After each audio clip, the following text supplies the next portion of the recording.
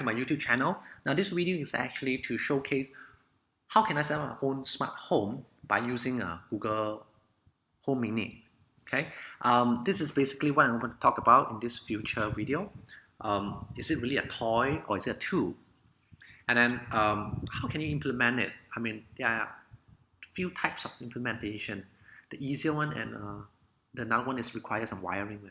Then some background knowledge in case you want to buy online, want to buy switches from internet, then what you need to look for. And then about electricity, this is about physics. And then why smart homes, because it's really convenient. So this is the video I'm going to talk about later. Now, first of all, I'm going to show you a video. How convenient can it be? I mean, what can you do with this Google Home Mini, right? So I'm going to show you a video. Let's start. I have a Google Home Mini with me here. This is a Google Home Mini, and it's not shown in this video is that it's connected over to a Wi-Fi universal remote. So what happened is this Google Home Mini will give a command to the universal or Wi-Fi remote control, and then will control this ceiling fan that runs on a radio frequency. Okay, so if let's get started. Hey Google, switch on the fan. You got it. Turning on the ceiling fan. See, you hear a click sound, and then my fan is working already. Another example would be here. I have a smart plug. I would say a Wi-Fi plug. You may use this keyword, Wi-Fi plug, 13 amp plug, UK plug, to actually control the LED light. Okay, this is another example. This is it. I like this one because it supports a 13 amp plug. At the same time, they have two USB output, and this is switch on, manual on switch. Okay, so if I were to give a command, now this I do not need to give a command when I need to face it so close. I do not need to come so close to it. It's just that I want to show you a video. That's why when I'm recording, I'm standing so close to this plug. In an actual case scenario, I can be away from this area and I'll be able to switch off the light for me. Let's see a video. Hey Google, switch off my LED light. Sure, turning the LED light off. Okay, this is an example. Okay, as I mentioned, I do not need to come so close in actual case scenario. I can just ask Google to switch on for me, or I may use the apps to actually switch on and off for this LED light as I like. Okay, based on my need. Then next would be a TV. I will be able to use the Google Home, which is here down here. Okay, and this is my universal the Wi-Fi smart switch is up here. It's triangle one. Okay, it works with many brands. You do not need to get the same brand as I'm using. Okay, you go online, look for Wi-Fi universal remote. Okay, and then this gray area because I need to cover the content of this program because of copyright issue. Okay, this here is on, yeah. At the side here, you still see some color from this TV, and let's see what happens when I give a command to ask Google to switch off the TV for me. Hey Google, help me to switch off my TV. Sure, turning off the sharp TV. Thank you. You see, it's off now, right? Don't worry about it. Wow, see, it's digital assistance at home. Okay, so you really hard. It's really comes to a point that it's really a gray area. Is it really a toy or is it a tool? It's hard to tell. Say for example. Hey Google, how's the weather tomorrow? Should I bring an umbrella with me?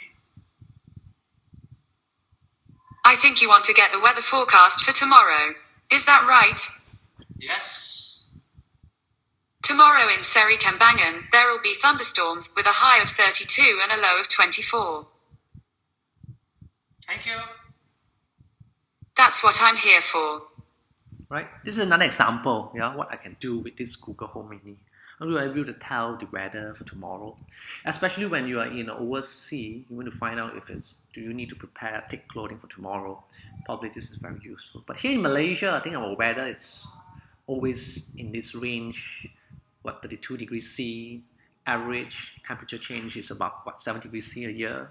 So probably we just need to make sure it's not raining, or if it's thunderstorm, get our umbrella ready somewhere around 4 or 5 o'clock. Okay, it's quite predictable, I mean, in terms of our weather here in Malaysia. In terms of implementation, okay, how can you do about it? I will show you more feature towards the end, and there are so many things you can do with it, so I wouldn't be able to cover everything. So I'll try to generally tell you what I can do with my unit. You may leave some comment down there to tell me what can you do with your unit, and you can actually subscribe to my channel if it's the first time watching my video. Now this is one way of doing direct implementation.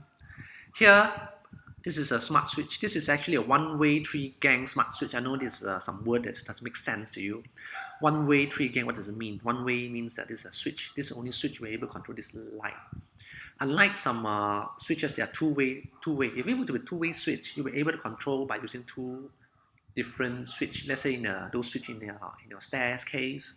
Okay, you switch it on downstairs, and then the light on. Then you walk up there in the second floor, you'll be able to use another switch up there to switch it off. Those are called two-way switch. This is just one-way switch. You switch on and off by using only this switch. You can't go to somewhere else and switch off this light. Okay, this is called one-way. 3-gang, what does it mean 3-gang? 3-gang means this switch support actually 3 load, 1, 2, and 3. Load 1, load 2, load 3. Now this is the standard that we're using here in Malaysia. Here in Malaysia, this is the one. If you are buying online, make sure you buy this type of switch. You have only the live wire comes in, 240 watt, and then it goes out. Okay, but of course you must have a capacitor installed here in this light bulb later between the live wire and the neutral wire. Neutral wire is a negative. Okay, normally the neutral wire is actually low in our ceiling. You can't really see it in our wall. Our wall do not have this for light switch. For light switch, you need a live. So here, what it does, install an app in your mobile phone, connect it over to your Wi-Fi modem, okay, get a password, login ID and password, connect them, and then make sure during configuration, you need to connect, okay, Wi-Fi to this unit, right? Easily you can do it. They will give you a guide on it. Okay, this is just the schematic diagram how to do it. Okay, this is how it looks like. This is the correct version. If you want to buy online, make sure you buy the correct switch. How is that so? What else can you do? Now this is one example, light switch. Okay, I have a mobile phone with me. I have this apps called Assistant. It's outside, okay, away from the Google Home Mini. You can't hear me, so I need to use mobile phone. I download Google Assistant. Then all you need to do is to give a command there. Speak to this phone. Switch off my balcony light. It's off now. You got it. Turning off the balcony lamp. Okay. I can ask him to switch on my balcony light. Yeah. Okay, turning on the balcony lamp. So this is truly using Internet of Things now. Yeah. So this is another example. What can you do with switching on the light? Okay. There's a benefit of doing it. So this light can be switched on a regular basis. It won't be so dark when I'm home. Okay. So just now I mentioned about the light switch. Which one to buy if you're going to buy online? There are actually two types in the market. Most of them is this type. This is, you need neutral wire. Okay. This is the live comes in, and then the neutral wire, you need to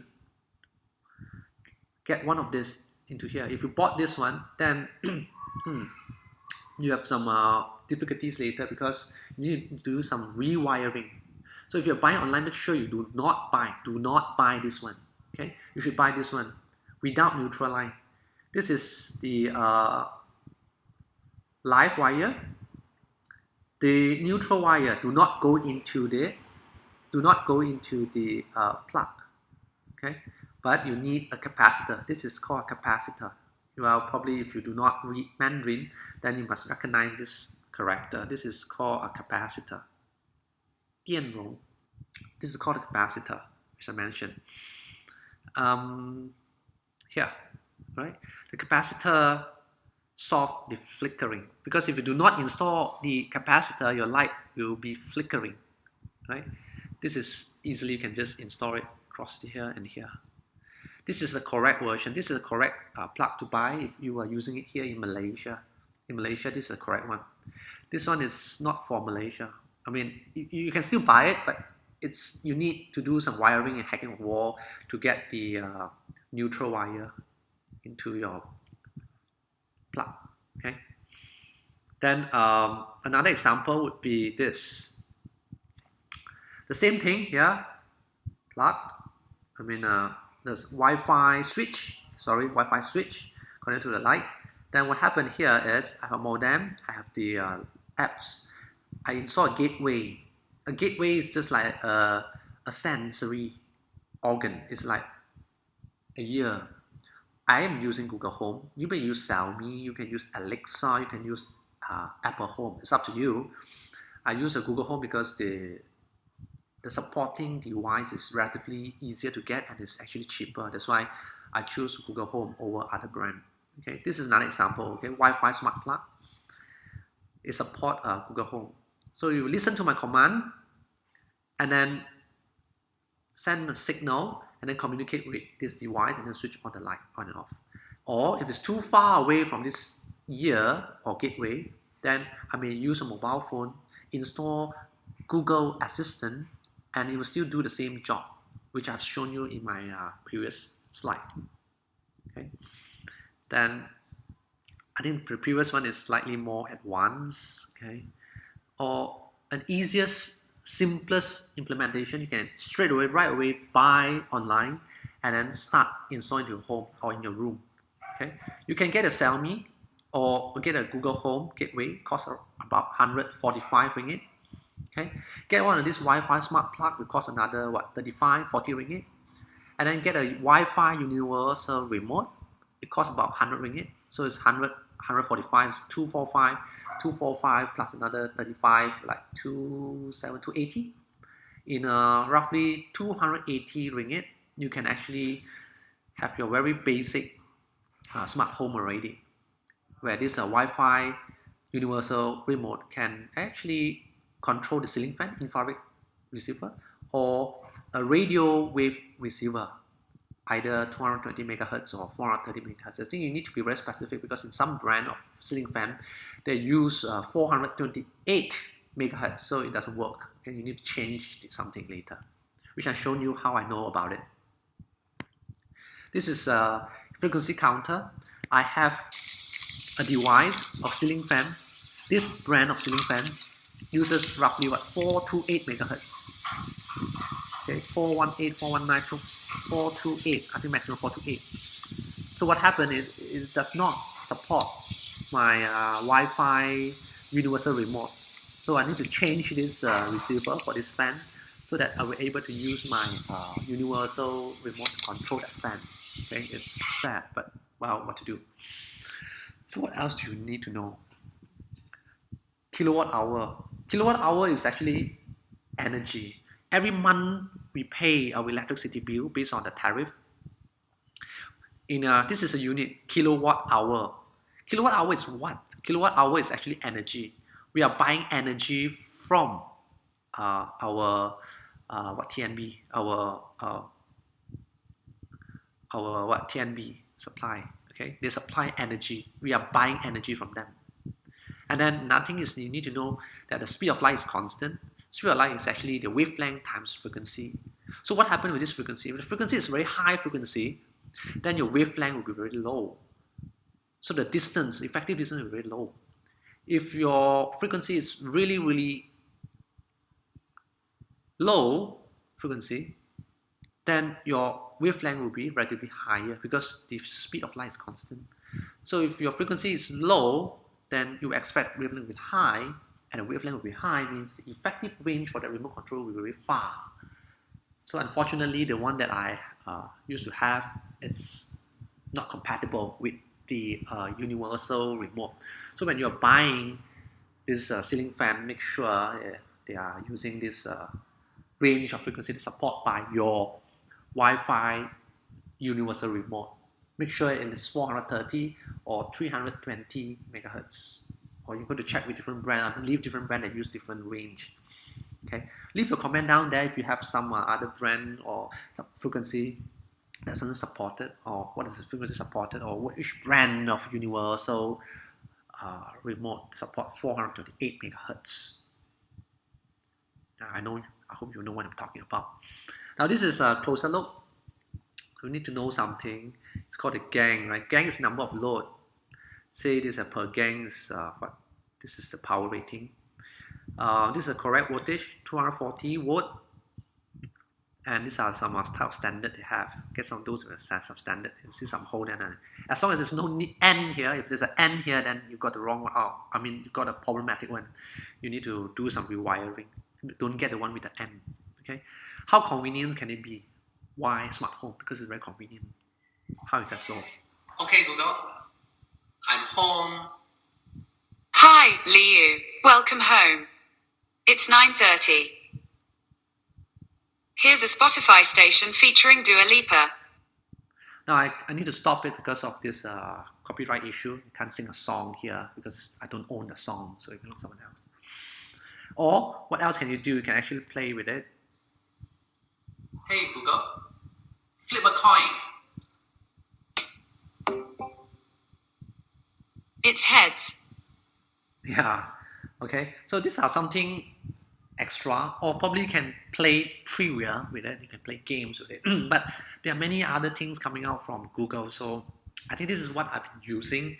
You may actually share your knowledge or share your experience. How have you been using Google Home? You can leave a comment down there. If it's the first time watching my video, kindly subscribe to my channel. And in terms of setup and troubleshoot, you don't worry. You have a lot of it from YouTube. That's all from me. Stay tuned for my next video. Thank you.